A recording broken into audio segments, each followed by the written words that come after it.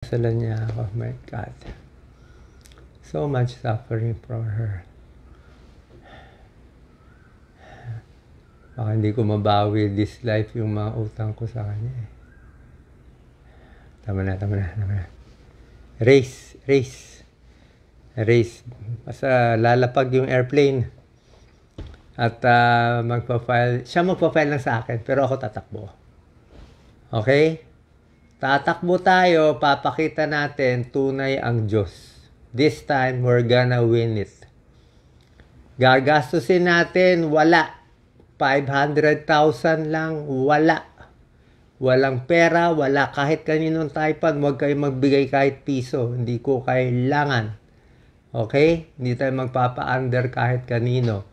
Pero, first miracle, I have to get well. Second miracle, mananalo tayo ng walang pera. Pag di nanalo, sorry. Pero I'll give it my best shot. Ito ang David versus Goliath talaga.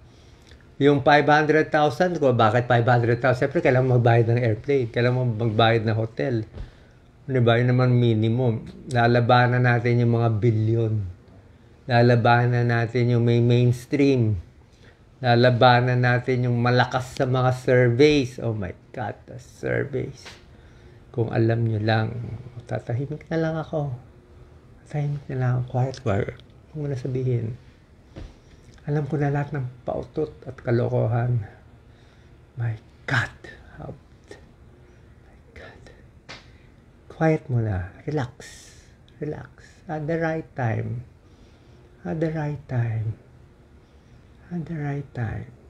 They will know.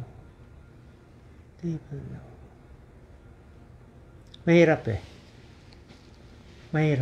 Pero I'll do it the cleanest way. Hindi tayo connected kahit kanino. Hindi tayo admin. Hindi tayo Duterte. Hindi tayo opposition. Wala lang. Ako lang mag-isa. This is me. No one else. Me and God straight.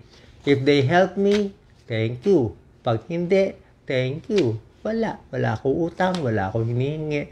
Gusto ko ba tumulong? Why not? Diba? Walang kapalit. Total, talo na naman ako eh. What have I got to lose? Sa mga hindi nakakaintindi, pagbigyan nyo na naman si Doc. Alam niya ito mission niya sana. Huwag naman kayo magmamarunong. Kayo pa mas marunong. Yung buhay nyo, hindi ko naman pinapakailaman eh. Kung anong paaral mo sa anak mo, okay naman sa akin eh.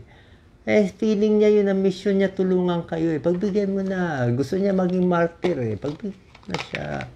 Diba? So I thank the religious groups, sa mga Catholic priests, sa mga madre na hindi nagalit sa akin, nagalit dati. Enough is enough. And sa aking mga kababaeng Muslim, ako ang babayad lahat. Thank you. Yun lang po. So sana po, announce ko lang. Sokmed lang tayo. Wala ako hihingiin. This will be the first campaign na ganito. Kung may tutulong, thank you. Alam ko naman walang tutulong kasi pera-pera sa Pilipinas eh, di ba? Pero tignan natin. Pag overwhelming kasi ang votes, hindi nila kaya dayain eh. Tsaka tingin ko may magmamagic. Habol ko lang naman number 12. Singit nyo na lang ako. Ong Doc Willie. Ganun lang. That's just as simple as that. Lalabas lahat ng paninila, sabihin nila. Sabihin nila ang gusto nila sabihin. Basta trabaho ko, kita nyo naman habang buhay para sa Pilipino, para sa inyo. At kung ano man ginawa ko noon, wala akong alam na ginawa kong masama, puro lang ang ibang tao gumagawa ng masama, in-ending ko naman ng maayos eh. Kung 1 week na lang ang buhay ko, di yun na lang. O mabot ako ng May, baka manalo pa tayo. O bag gumaling ako, matapos ko pa yung term. Diba? Pero hindi ako magpapabay. Hindi ko susundin yung style ng iba kasi walang pinuntahan ng style ng iba eh. Lubog ang bansa. Hindi nyo alam gaano kalubog ang bansa natin. Kailangan natin mga Lee Kuan Yew style. Kailangan natin ng bago. Hindi na pwede yung mga old style eh. Diba? Hindi na pwede. So I'm just giving people a chance. Yun lang po. So I thank everyone. Salamat sa lahat. Wala akong galit kahit kanino. Salamat sa admin. Salamat sa mga Duterte. Salamat sa mga opposition. Kaibigan ko naman lahat. Di ko naman kayo gagalawin. Basta yung akin lang, aayusin ko yung akin. Yun lang ang gusto kong ayusin. So, thank you so much. God bless po. Sana po maintindihan niyo yung gusto kong gawin.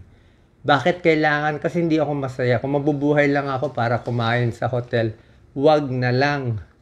Kayo na lang, magbukbang na lang kayo kumain. Useless life. Ay, useless life, sayang lang. Pabigat lang sa mundo. Kung isang tao, mabubuhay lang pansarili, magnanakaw pa. Sabihin ni God, istorbo kayo, huwag ka na lang dyan mabuhay. Siyempre, pipiliin ni God yung matitino na mga medyo mababait na iaangat. Iaangat yung bansa. Iaangat eh. Yun ang habol natin. God bless, lalo sa kabataan. Thank you, thank you, thank you.